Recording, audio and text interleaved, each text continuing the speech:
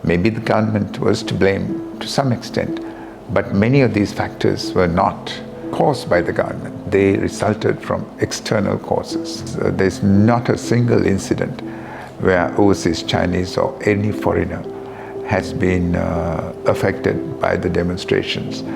I'm confident that whoever takes over the government after an election will maintain the same relationship with China.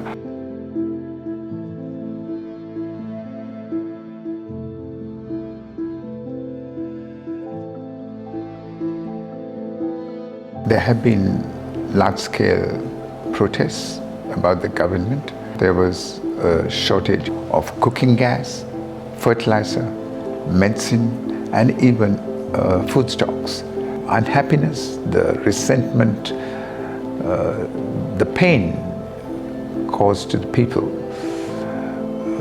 became unmanageable eventually.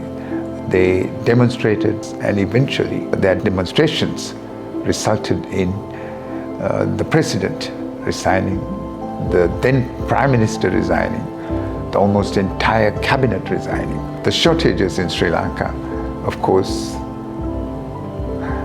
had the result of causing widespread disenchantment, for which the people tended to blame the government. Maybe the government was to blame to some extent, but many of these factors were not caused by the government. They resulted from external causes. The interest rates hike have had their impact, there's no doubt about that. In addition to Sri Lanka, there are many other countries, perhaps 37 or 38 countries in the world, which need substantial assistance at the moment to manage their economies. In many of these countries, they have the money to buy the goods, even at a higher price. We have just run out of foreign exchange, so we just cannot purchase anything.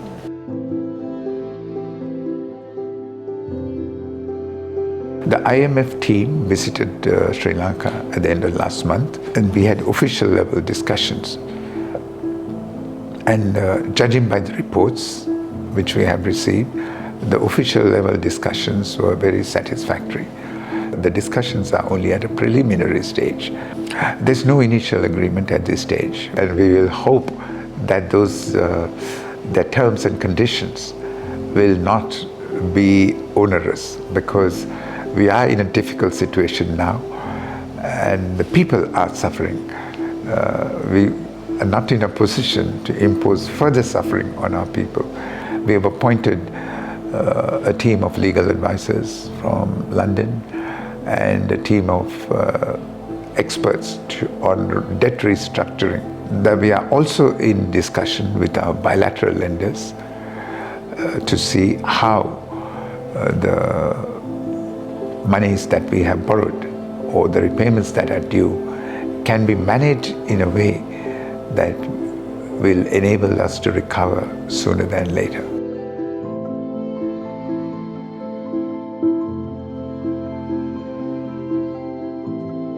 So there's not a single incident where overseas Chinese or any foreigner has been affected by the demonstrations. There has been no threat, and I must emphasize, no threat posed to this project or the Chinese employees engaged there. Critics from outside have said debt problems have been accentuated by these Chinese-funded projects. I personally think that's just propaganda rather than fact. And we need to carefully separate fact from simple propaganda or convenient propaganda. China has extended 500 million yuan in humanitarian assistance to Sri Lanka. China offered to provide us with fuel, fertilizer, and food and medicine. Since China is the most lucrative consumer market in the world, I hope that the people who are looking at the images coming out of Sri Lanka will also convert to the Chinese, young Chinese, drinking more Sri Lanka tea, hun cha, and buying Sri Lankan products. Actually, at the end of the day, that will help us much more than any loans that we can get.